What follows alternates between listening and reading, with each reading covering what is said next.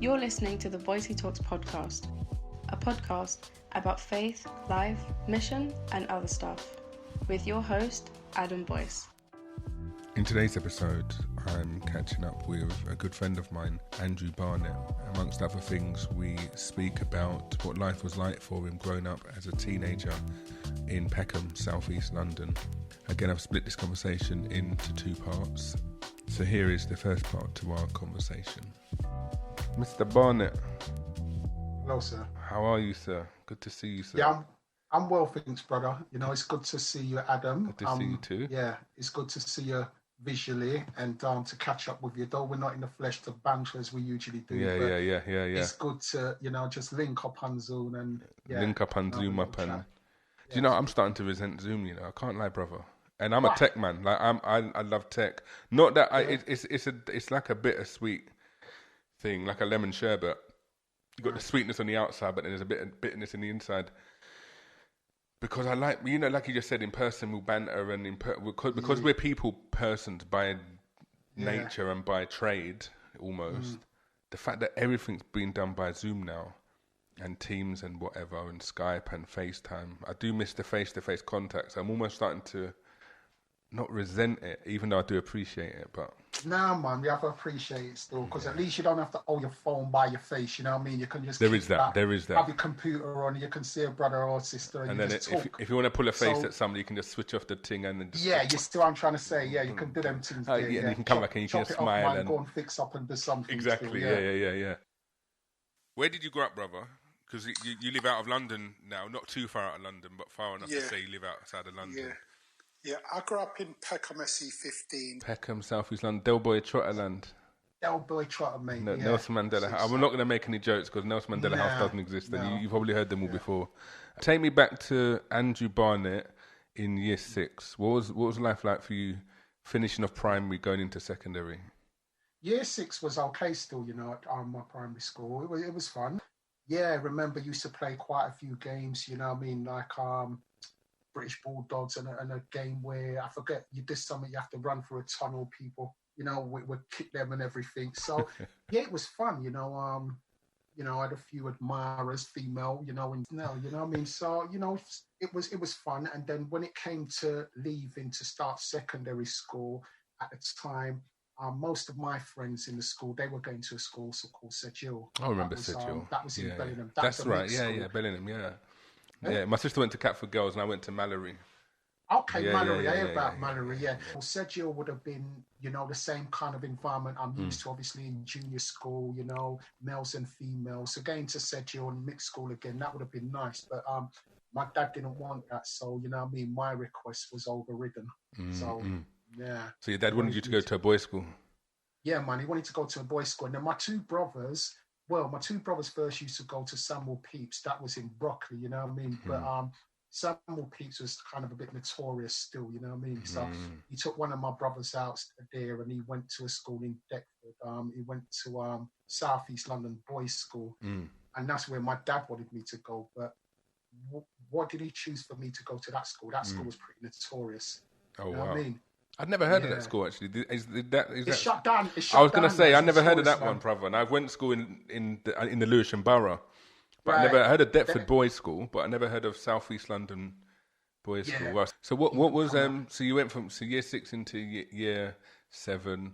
You're in a school that you didn't want to go to, but you had your brother there, so you knew. My dad wanted me to go there. He thought it was a better school. Did you enjoy secondary school? Secondary school was all right. Went there still. I mean, to be honest, you know what I mean?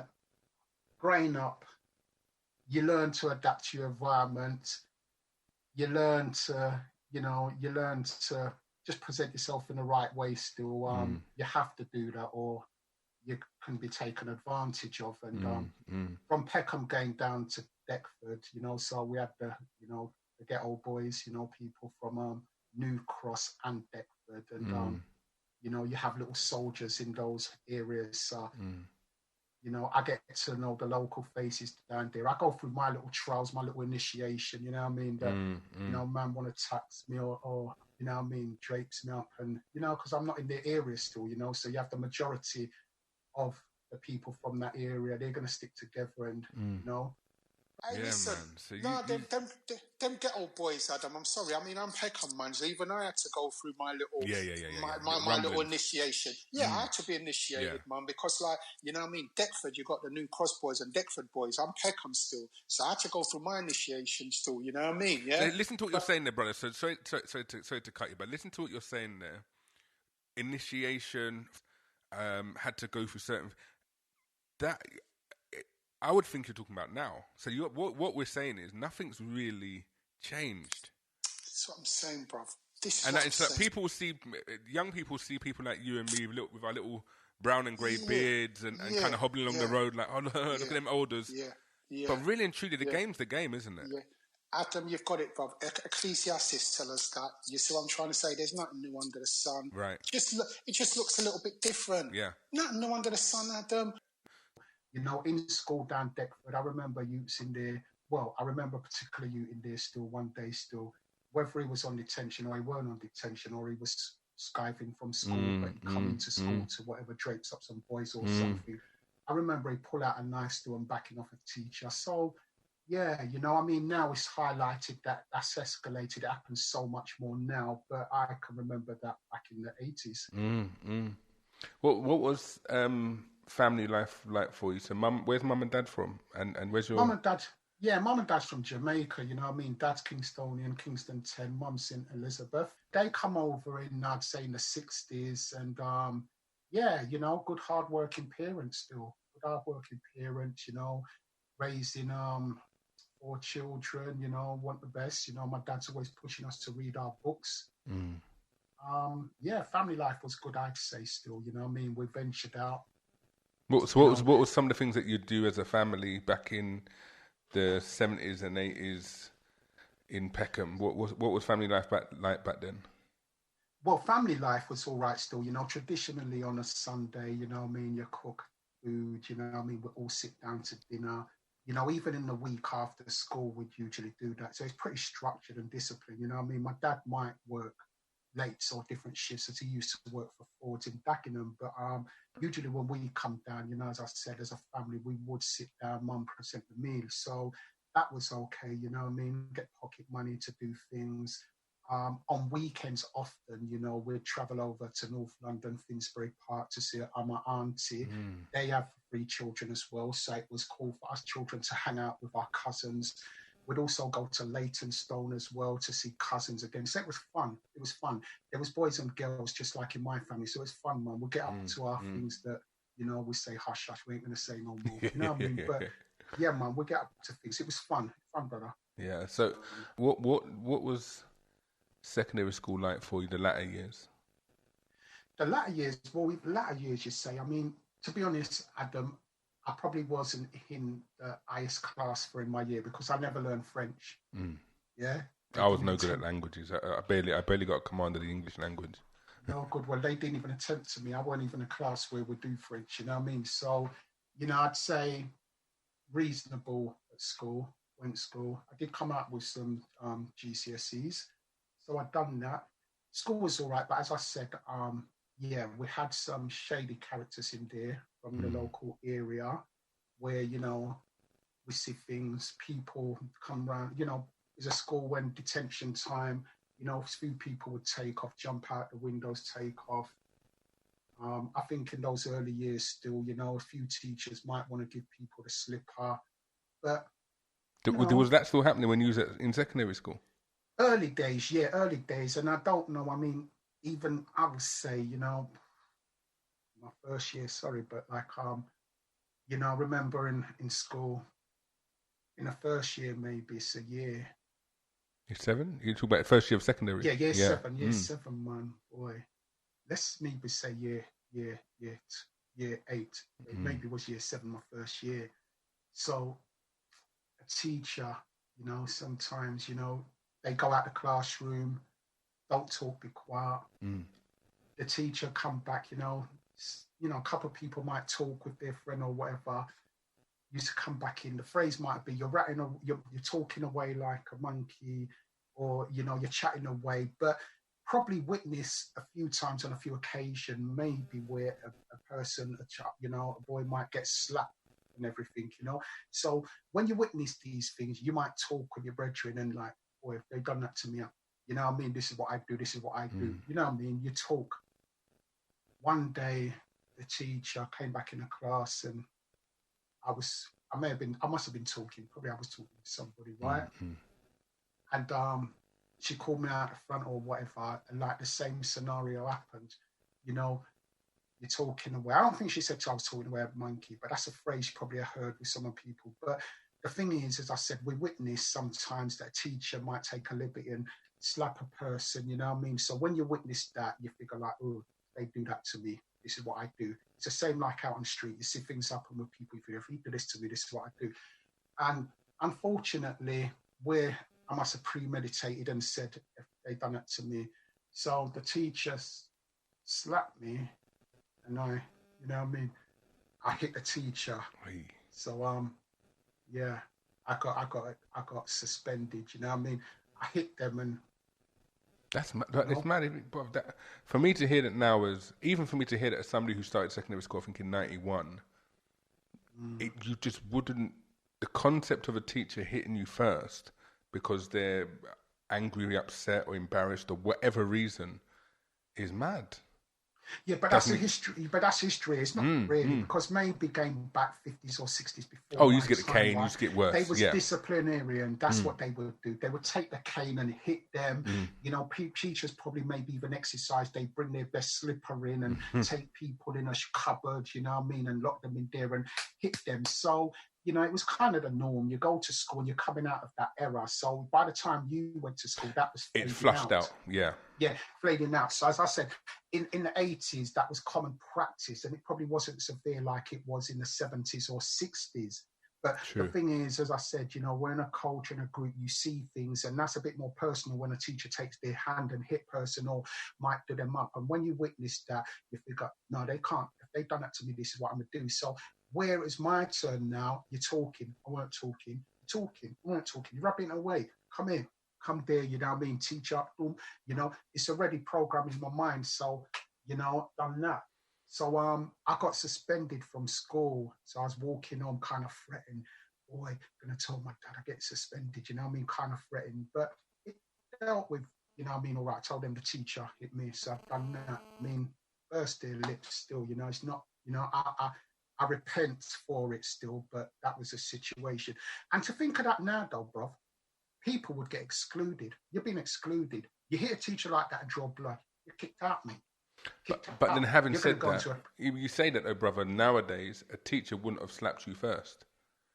So no. I don't think now. I think nowadays, let me not put none of my children's name on it, but I don't think nowadays if a child was hit by a teacher and that child, as a response, and I'm not condoning either behaviour.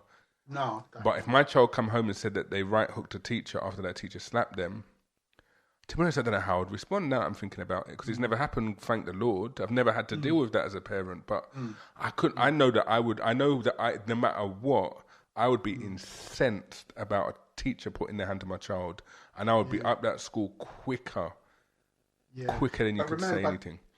Definitely, but remember it was a different era, and you might think if something like that happened to this day, right? Police probably might even get called in terms of the disproportionate people of colour that is getting excluded. But but I'm just trying to say, thank God, you know, it was dealt appropriately by the school just suspending me. So that means I will have opportunity to come back. I just need to stay off school for a while, and this situation needs to be addressed. And the teacher did. So I see the parallel you're making there. The parallel you're making there to now is that your school excluded you, you had a timeout, there was reconciliation by the sounds of it, you came back in, you got on with your learning, whereas nowadays, you're right, we're so quick to exclude permanently, especially disproportionately young black boys. Yes. That is a stark difference. Back then, you had to do a lot, even hitting a teacher. That's right. You had to do a lot to get excluded back then. If somebody got excluded from the school, the whole school knew about it, and it was scandal.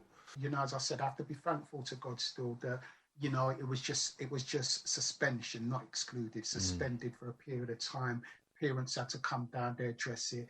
And I never get beaten still, so, You know what I mean? Parents, You get where, innit? listen, teachers should not be doing that, but there was a history where teachers done things like, it might be acceptable, come here, hold out your hand, I'll give you the cane, but to physically, that's assault. It doesn't justify what I've done as well, you know what I mean? It really doesn't. But I'm kind of just giving you a picture maybe of some seeds that was in my heart and my thinking at that early age.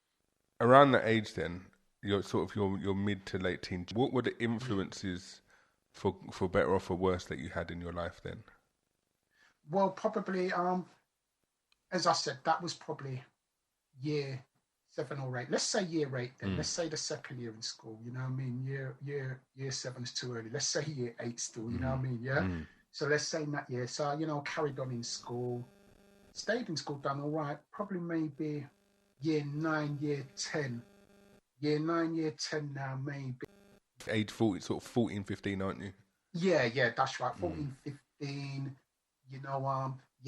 witnessed probably a few people who's gone through the years in my class and everything. They skiving school. I wasn't skiving school, but yeah, I had a friend, a white English friend still, lived in Deptford, interstate, you know what I mean? And he used to be a Millwall boy, loved Millwall, go down. So he used to go down there and he always to tell me about, Millwall, how they was down there. But when he was down there, he used to be with certain little groups and gangs, and obviously they're making money, robbing shops and doing things. And his family was villainy. They was involved in activities. And as I said, we was in the same classes going through the years. Yeah, started, with him still, started probably stepping out, doing some burglaries, breaking into people's accommodation in Deptford, He's kind of leading the way, he was into this. So, I was a willing participant. What made you take that step though, brother? So before then, I'm assuming, other than silly children stuff, you hadn't done anything criminal. To suddenly just step out with this your brethren, and to start robbing houses. That's what made you take that step. You wasn't short of money, I'm assuming, because it sounds like mum and dad worked. You come from a I would say, all right, probably I witnessed back at home still, I've witnessed things like along the way still. And I suppose, to be real now, I suppose what might have helped going through this still, right? I suppose there's a time when I remember as young still, sometime late in the evening, I remember my dad got a colour TV that come to the house. So that was in the evening. It weren't Curry's and it weren't Dixon's that brought it. You know what I mean? Yeah. And likewise, my brother. Probably Uncle Dixon, wasn't it? You see what I'm trying to say? And obviously, where his background from Jamaica, I remember a season as well. We might have cultivate.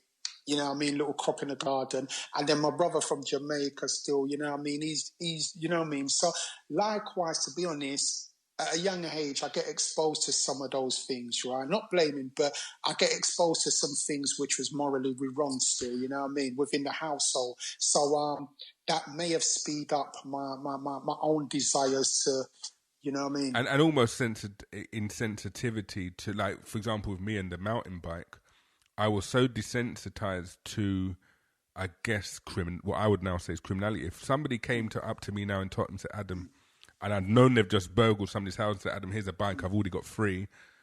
I would say, no, bruv, here, take the bike. And I'd want to get to know him and pray for him and you know what I mean? For real. And decide and evangelize to him to become a disciple. Like, that's where I'm at now. But back then, I was so desensitized to it. But as you said, you was younger there. And to further say as well, I was the youngest of 4. My elder brother, I had an elder brother who come from Jamaica. He come and joined us from Jamaica, where me and my other siblings grew up here. But my elder brother, he was born in Jamaica. He came over here. So, I get exposed, see, that they used to, sit down and smoke their weed. And, I used to hang out with him. You know what I mean? Then my other brother, he got himself a little bit of a name out on the street still, you know what I mean? So I see his status kind of grew because of his criminality. I'm not saying I followed him, but they influenced me. It was my own desires. Most definitely was my own desires.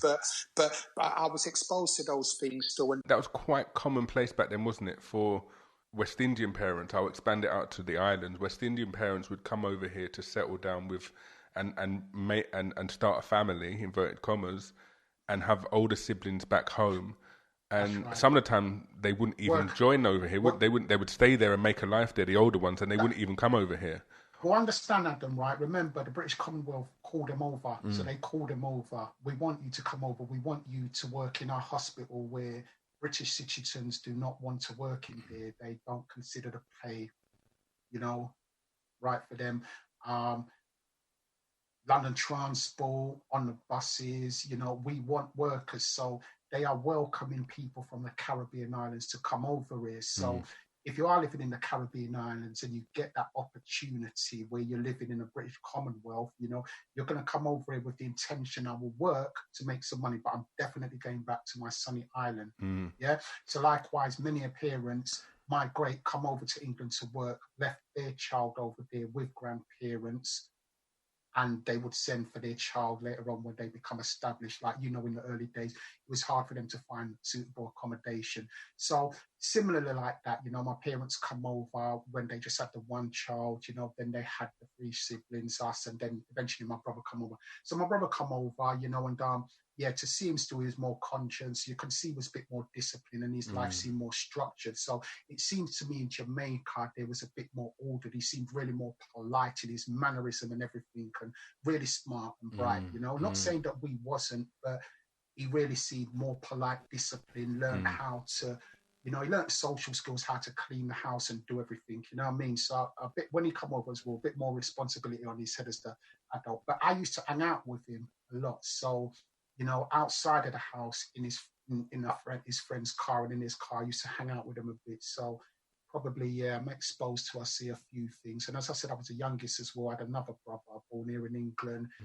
I see him get up to a few things. So and so you're younger, looking up to these older siblings, especially this one from Jamaica. There probably was a bit of sparkle about that. This older brother from Jamaica, and he moves differently. He cooks, he cleans, but he also has got a bit of a naughty side to him as well. Yeah, and to be honest, Adam, as I said, my dad's saying I should go to that school, South East London Boys School, right? In my eyes, I would have been better off going to another school. Why? Was I vulnerable? I'm not really saying that, but I had to go through my initiation. I mean, got, the school I'm going to, as I said, you've got other people like each week they want to tax you. You know what I mean? Give me 50p. You know what I mean? You know the routine still. You know what I mean? You got people that will want to fight you and protection rackets in secondary school were notorious, weren't they? So you've now started burgling houses, breaking into cars, stereos. Yeah. I remember back at them time there, I was just going to say, a little change for a young boy still. Yeah, your Tifa's car stereos, £25 in your pocket. It's a change. You don't know, you said them things as well. No. Anyway, moving on. So that was still petty criminality, wasn't it? Yeah, that's correct. Yeah. So when was your first brush with the law then? Probably the last year, the last year exam year. So that's year 10, 11, year 11. Year 11, yeah. Year 11 still now, 15 years. So a burglary in Broccoli, got brushed by that still. So probably skipped school that day still in the afternoon, Got arrested. You got arrested? Went to Lewisham police station, and that was my first brush. And then you're supposed to be at school. Yeah, and I know we know as parents, we Jaden's at school, truly. Shantae's at school. We know our children are at school. We think, but then your parents have got a call in the evening. They've come home. They've had to come to the police station, bail you out. Up until I guess I got 2 questions really. One, what was their reaction, and 2, up until that point, did they have any idea that you was involved in this criminality? No, they ain't got so it was a complete shock to them. You ain't gonna have no idea. What's your parents know, man? Your parents trust in you, don't they? You leave and you go to school, as long as, parents evening, you ain't getting no signs away that if they go to school, the teacher's going to say, by the way, I've not seen your child for the last 2 weeks or whatever. They keep on missing this lesson. So as long as all those things are covered, how's your parents going to know? Your parents just know you're leaving out the door in the morning, you come back at an appropriate time. And they ain't getting no phone calls or letters. Yeah. You know what I mean? You know how to act, you know what I mean? Yes, mummy. Yes, daddy. You know how to do that. So to have this phone call, it was a shock, but you come to terms when you start probably doing things which are illegal. You hope to avoid and evade. Being caught. But when you are caught, you have to consciously realize, and all right, I'm caught. We have to deal with the truth now. So they was upset. How upset were mum and dad? Who was the more upset out of the two? They were shocked. They were shocked. You know what I mean? That their son had done this. But hold on, let me figure now. My brother who was above me, did he start this path before me? So maybe, they was very shocked with me. As I said, it was in school. But remember, because it's still Andrew the youngest. Yeah, I'm Andrew the youngest. But maybe my elder brother Errol still. Maybe he broke the ice for you, innit?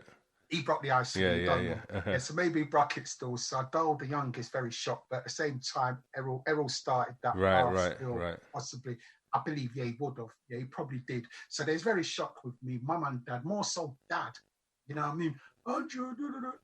He does this. But again, after a while, you hear that I probably knew how to play. You know what you're going to expect. And you've seen it with your brothers already.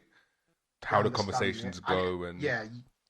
And, my heart's set on this direction still, So despite the rebuke, the discipline, and, the shame it brings on the family, my heart is pulling me in a direction still. So where did that direction take you, brother? So you finished school, you got your GCSEs, as you said. I'm assuming you didn't pursue a legal career path. Well, I tried to. My dad used to work in foods, so he encouraged me to seek opportunity to work there. It would have been a good job and everything to work in foods. And at that time, you'd have had a good pension by now. Yes, exactly. Could even retire by now. Now, a friend that went there after school, he retired. You know what I mean? So anyway, Adam, that was the furthest I went out of London when I was 16. I went all the way to Dagenham. That's a trek. Talk about sticks. That's the furthest I've been out of London by myself. I work in Dagenham, so I know that journey from Dagenham to South London. Yeah. It's a trek. Oh, it's far, man. So anyway, I went there. I didn't get a job. So at that time, it was probably youth training schemes. I didn't have a job, so I'm looking for jobs. Probably been on a youth training scheme, gone there to do a particular work, but at the same time using me and my labour to probably clean up a warehouse. So what I was there to be trained to do, I wasn't actually doing that. And at that time, I was still doing some petty crimes. You know what I mean? In the school 6 weeks holidays, venturing out, blocking on more car, you know what I mean? Burglaries, shoplifting, 16, then that's leading that's leading me into the criminal justice system. Now I'm getting closer there where the judge will, you know what I mean? I've had a few convictions by now still, you know what I mean? Done some attendance centre, community work. So it's building up now where probably the judge will have to say they're going to want to incarcerate me, So by the time you've left school and you've tried to get the job in Dagenham, you didn't get it for whatever reason. Tried a few interviews, tried a few others as well, but didn't work. So the option was to a youth training school. You're supposed to train on a project, get the skills, and they would usher you into work. But as I said, what I went there to do, you weren't really doing that. So it was like a kind of place where you know what I mean, they have you off the streets, but you're not really training and learning a skill. And for me, I didn't persevere. I didn't persevere. You finished school, you've done your GCSEs, you've tried looking for work, you've tried a youth training scheme, that didn't work out. But in the meantime, you're still involved in your petty criminality, which it still is, low-level criminality. I've had my house burgled. There's nothing low-level about it on this side of the fence. It weren't me, but it's still in terms of... No. Yeah, I know it wasn't it. This was 3 years ago. So if it was you, then we need to have a different conversation. Okay, but in terms of criminality, it's still low-level criminality. Where's your criminal record?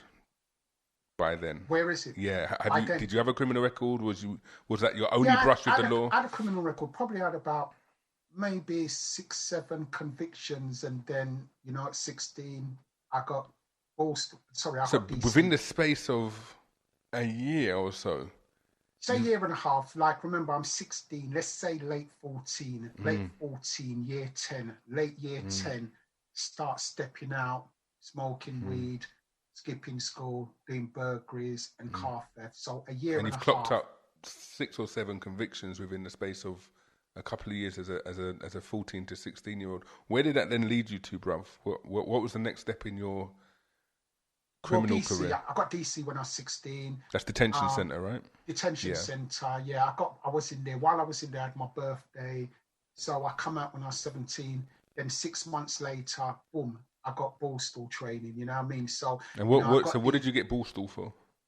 I got ball stall for, I was in an office, you know, those days we used to go West End, you know what I mean, or Fleet Street, people, you know, office. There weren't no security at the door. You just walk in and say you're going to the personnel department to look for a job or a job application.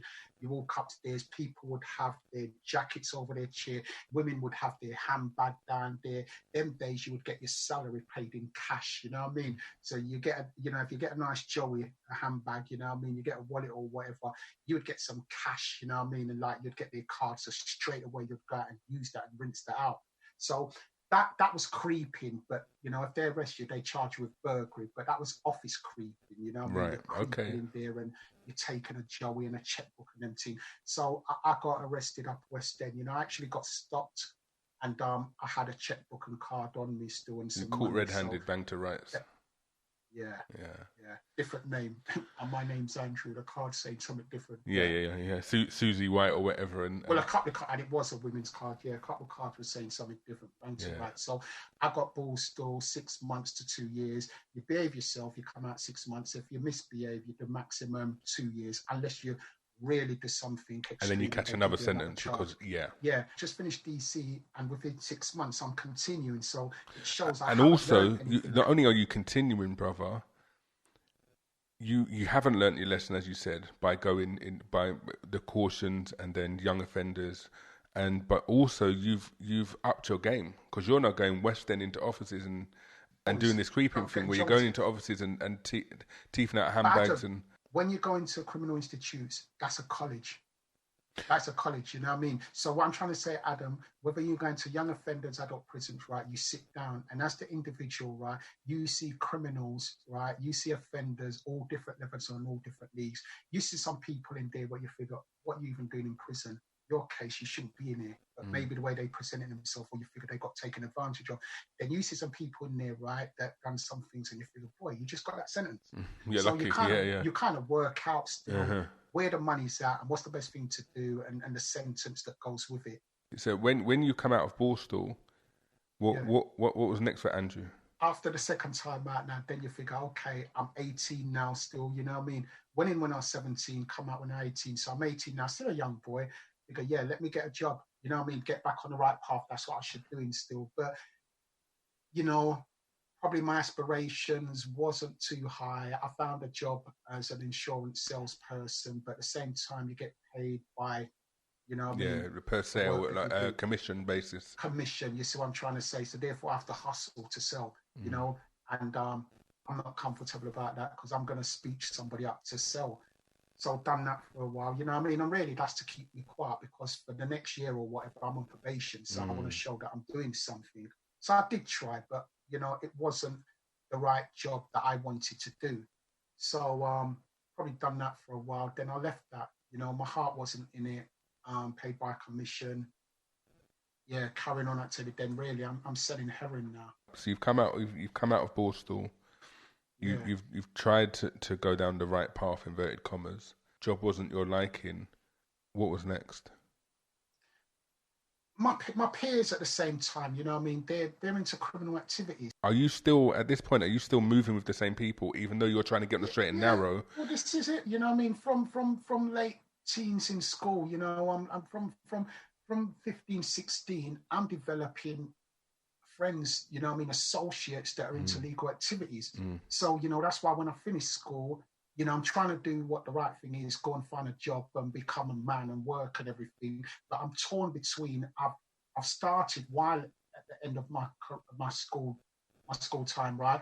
I've met associates who are doing illegal activities. So, you know, it's clear that I've continued in that after school. I've gone to DC. I've come out of DC. 6 months later, I'm in Borstal, because when I come out of DC, probably the second week or whatever, I'm continuing with the same activities. And I've got peers that support that.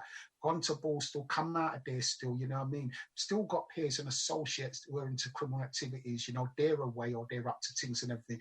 But my heart is trying to do what's right, because I don't want to go back there still. But at the same time, I'm not really sitting down and speaking with anybody that's getting my attention, and my mind hasn't been renewed, that I realise, Andrew, you've got to have a bit of tenacity. You need to persevere, right? What do you really want to do? And this is the direction you have to take to do it. So my heart is still on Airwatt still. I know money can be made. Yeah, I've done 2 sentences and everything. I can uphold, I can rep, you know what I mean? I can defend myself. I can get through this, you know what I mean? I feel I'm a young boy still, you know what I mean? I can deal with the situations. I don't want to do it, and I'm not taking it lightly, you know what I mean? Definitely for me, bro, you know what I mean? Anytime I ever went to prison or whatever, the first aim, Adam, is get out here as soon as possible. My life is not in here. My life is outside. I mean, I'm doing illegal things, but I know, Adam, get sentenced. The first aim, my first objective, Adam, is get out, not to stay in there. You know what I mean? So I'll pay the price and do what I've got to do. But my objective is to get out ASAP. So you're still hanging around the same people? So, and then there's opportunity now. Some of those same people I'm hanging around, while I was in Borstal, they entered on to taking skag, heroin, but, you know, that's the little cult. Yeah, back then it was called skag, wasn't it, in the 80s? Yeah. So I'm looking and figuring, really, this we should not be taking. You know what I mean? We stick with weed, we don't do that. But they're taking it. So I'm kind of staying on the peripheral. And I see them taking it, making money and buying it. I figured, well, okay, well, let me buy.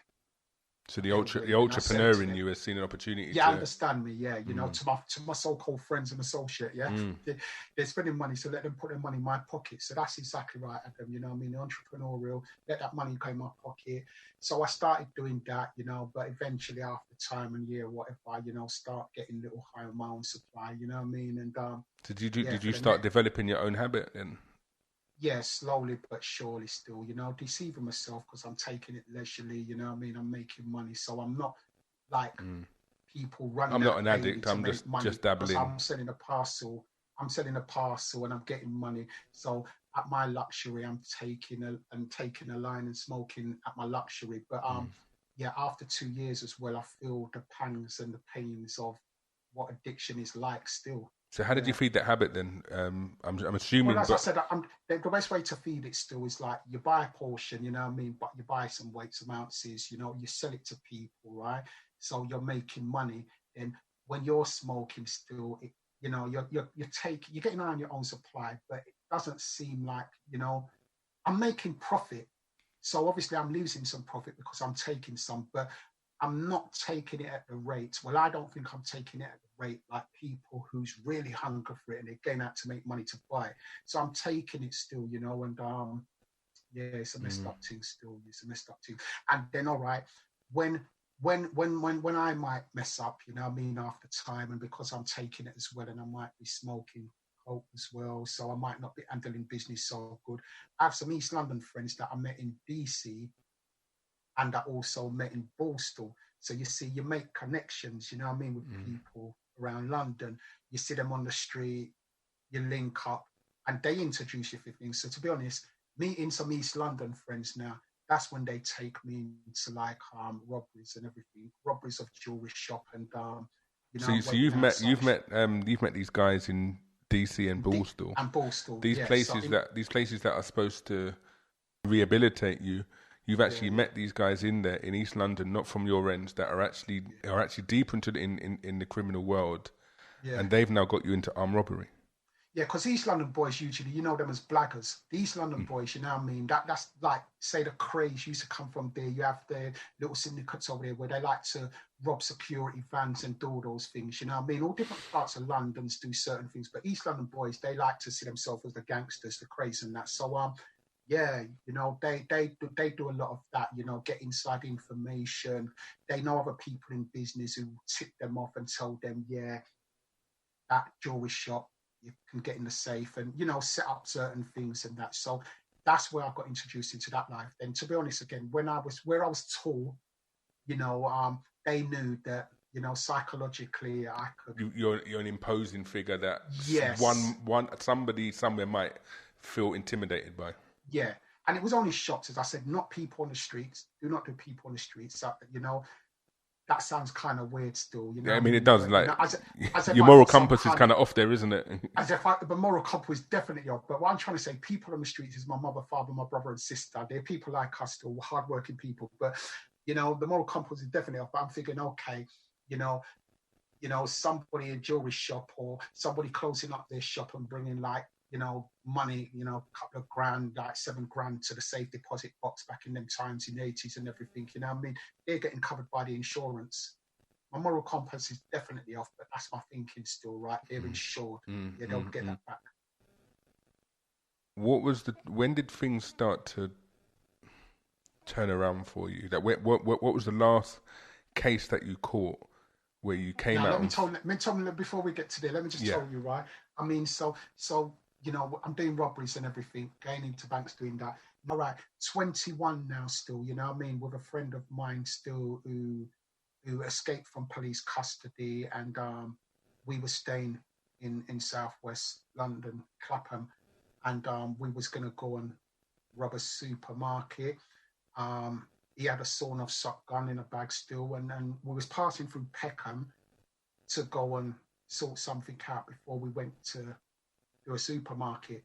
But police was, getting intel and knew that this person, he escaped from police custody. When he was going to court, they take him from Maidstone prison, and they're taking him to a court by himself, one police officer would have an handcuff on him, right, in the back seat, another police officer in the front, and a driver.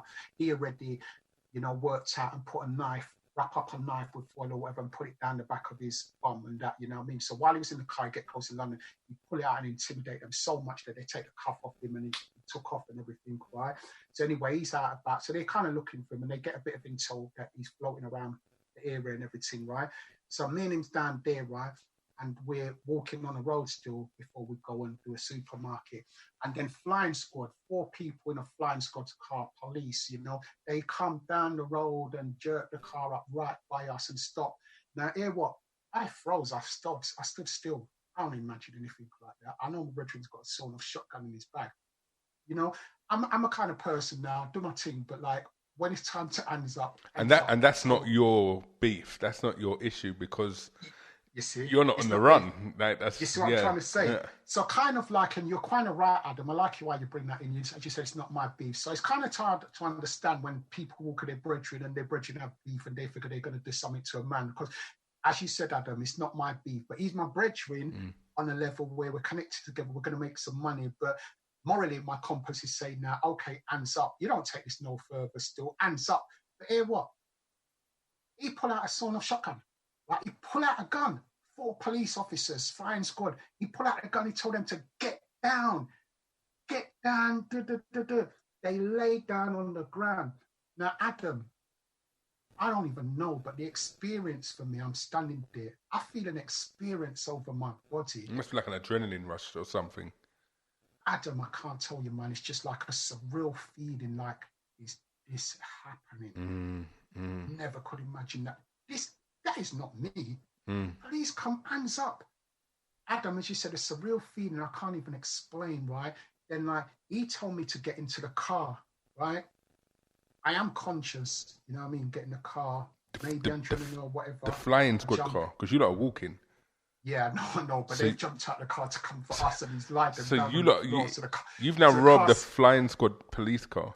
Yeah, we're jumping off flying squad and he jumped in with me and I drive off, right? And while I'm driving at them, I'm like, I'm calling my friend's name. You know what I mean? I'm kind of like, say it was you, it's like, Adam, right, what you doing and everything, right? And I drive it a couple roads, right? And by then, honestly, I can hear sirens coming and everything. So I drive a couple roads, pull over the car, duck out and just bolt and everything. Long story anyway, I bolt, my brother living near, I got to my brother's house, duck out, I hear a helicopter anyway. He got arrested and I got arrested after and everything. Anyway, they eventually got me. I went to Wormwood Scrubs prison. You know what I mean? Was in there first time. Well, I was going to say that's a progression because that's now a big man prison. Yeah, like you got men already 30 years into a life sentence. You're done now, yeah. So I'm seeing some big boys in there now. She said I'm seeing some people on the wings. They're on there for murder. You know what I mean? Some big drug dealers, and hearing about some big names of people living in the area. So as you said, still, yeah, definitely it's progression and it's not nice and everything, Anyway, I'm in there. So while I'm in there, I was in a cell with someone from Brixton, was on a Condor case, a big drug case down Brixton. And he started telling me about reading Psalms in the Bible. So yeah, I started reading Psalms. You know, they're comforting. Started doing that. And so you're in prison. You're reading the Psalms. At that point, when you was reading the Psalms, did you believe in God? At that point, I didn't, but it opened me up to consider God, whoever God was. And progressionally now, still after my mum bailed me out of prison, right, because I had to go to the Bailey, so they wanted 30 grand a shortly. I got bail. I still carried on in illegal activities by robbing more jewelry shops, and this is where the God of my imagination come into it. In terms of my mindset now, God, you know I'm not a bad person. Life is unjust, it's unfair, man. You know what I mean? There's a lot of barriers for people like me of colour. You know, I am going to go and rob a jewelry shop, but, you know, morally, that man, he's insured. I ain't going to hurt him. I'll intimidate him. That's what we do. We'll get the money and everything, and he'll get paid. So the God of my imagination made me consider what I was doing is okay, because I kind of looked at a worldview as well, that the United Kingdom is built up on a lot of treachery, and, you know what I mean, a lot of things that has been unjust to many of other countries. So I figured, you know, I mean, obviously the system's got that unlocked, but you're robbing from the robbers, almost like a Robin Hood kind of. Yeah. Warped. Yeah, but that was for myself, though. Yeah, exactly. Yeah. Yeah. You come out on bail. Your mum's bailed you out. Yeah. What happened to that case? That case eventually now still, right? We went up. My Cody was category A in Brixton. They held him there because, you know, he was the most severe. He held them up with guns. So he's finished. He's finished. Yeah. They charged me with firearms and TDA still. I didn't have a gun, but, you know what I mean? They obviously wanted a conviction because the severity of what happened to them, they want to make sure get me a sentence. You know what I mean? And they need to make a spectacle of you guys to let people know. So don't try them. You see what I'm trying to say? Yeah. I did take the car though, consciously. But anyway, what happened? I put it down to duress. Duress meaning that this is a terrible ordeal. You know what I mean? I never really had a gun. I'm walking. That's a lie. But, you know what I mean? But I was walking with him. But sincerely, I don't support what he was doing. Right? So I put it down to duress, and praise God still. I got not guilty. You know, but not guilty. I suppose they're not guilty coming to it where the police was lying, saying I had a gun. And hear what? You know what, Adam? They said I was telling him to shoot them. Hear what, Adam? The charge was I was charged with firearms. I didn't have a gun, right? So they're saying I had a gun. They said I was telling him to shoot them. So I guess poetic justice, you could say, got you let off because actually you would have caught a big man sentence and you didn't have a gun, didn't know that was going to go down. You was probably kind of a bit shook or, for the purpose of the tape, a bit scared nervous in that situation. That's Your friend's got a gun. What if you don't get in the car? Are you next on the floor? There you go. You got it. You know about these things, innit? You sure? You know about these things, Adam? I said, all right, but keep quiet still. Say nothing, man. Say nothing, man. You know a lot of things, Adam, man. You know what's going on, but let's say nothing still. I'm from South London, innit? So was that the wake-up call for you? You've just got let off of potentially what could have been with as you've said, the police were elaborating on the truth. You could have caught a really big sentence, maybe 8 to 10 years. Definitely, and that was the fretful thing still, you know what I mean? Didn't want that. So along the time still, I would have been calling out to God. But no, it didn't hinder nothing because by now, remember, I'm a drug dealer selling heroin, selling cocaine as well. And when finances run low still, you know what I mean, I'm going to do a robbery, whether inside information, you know, or go to a bank with a friend dressed up nice with, I'm not carrying a gun, I don't, you know, I probably had, I'm not for violence, right? So, you know, but I'd go to a bank with a friend, he probably would have a gun in his waist, you know, we're dressed up nice in front and we're in the queue. When we get to the counter, it's just like flashing and showing that, you know what I mean, look here, pushing a note under there, and they would push the money through there still, you know what I mean? So continue with those activities. That's my lifestyle. That's my career now. That is what I'm doing still. At the same time, I do have an addiction. I've gone out to Wolverhampton, the Black Country now, to take some activities outside of London. So when they talk about county line, in the 91s we was doing a county line, you know what I mean? Go out there to Wolverhampton. They've just stuck a different label on it. Yes, you see what I'm trying to say. What did county lines look like for you back in 91? Adam, when you're going out of London, you go to Wolverhampton back in the 90s. Hear what? I'm with a don still. I'm with a bigger man still, right? You know what I mean? So somebody further up the chain. Yeah, further up. I know him still. He's considered brethren, but as I said, he's a bigger man still. He's my elder brother friend still, right? But he knows I'm serious on the road, making money and doing that. So he's a bigger man still, because I said he's getting access to kilos and all that, right? So he bring me in to come up there with him, you know what I mean? In part, yeah, I'm getting money, but also I can get free sometimes a smoke and that, right? So we're up there as well, right? We're staying in another man's house still. So we make a link. We're staying in another man's house, a 3-story house and everything. We've done that for a while. We're down there for a few months. You know, we've done what we've done. We're, again, now, though we're selling still, we are smoking. So we're doing activities going on. And we're coming back and forward. We're up there, you know what I mean? When things get low, we drive down the M1, coming back to London in one day, you know what I mean? Even do that with a girl. Got a girl in the ride with us as well, you know what I mean? We'd do that, come down there, pick up and back down the M1. So that's the kind of lifestyle that was going on still, and that's, you know, all just selling Class A drugs up and... Yeah, doing it back on it. But as I said, at the same time, we're smoking the crack and getting high and everything, you know what I mean? Okay, you know, I usually, you know what I mean, I do robberies. So, like, I'm up there still, you know, and, like, I just figure I want some money. I want to do one of my things still, you know? So I know somebody down there, so I recruit 2 people to come with me. I get a driver and somebody else. So I go and find a jewelry shop, you know, went in there, tied them up with a safe and everything. The driver outside, like, people clock him outside and he get panicked, tooting in. I was in there cleaning the safe, doing whatever. The driver took off. Me and the person in the shop would come out with 2 huddled bags, you know what I mean, with cash, Rolex and diamonds and that. Car's gone. So we run on our foot and everything, hide, police come, you know, got us. You tried to do this robbery, you've got caught, you're in Winston Green prison. And so how long was you on remand for? I was on remand for 8 months waiting for trial.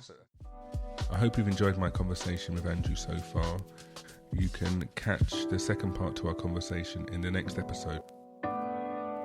Thank you for listening to this episode of the Boycey Talks podcast. You can find more episodes, how to subscribe to our podcast and mailing list, and other info at our website, boyceytalks.com.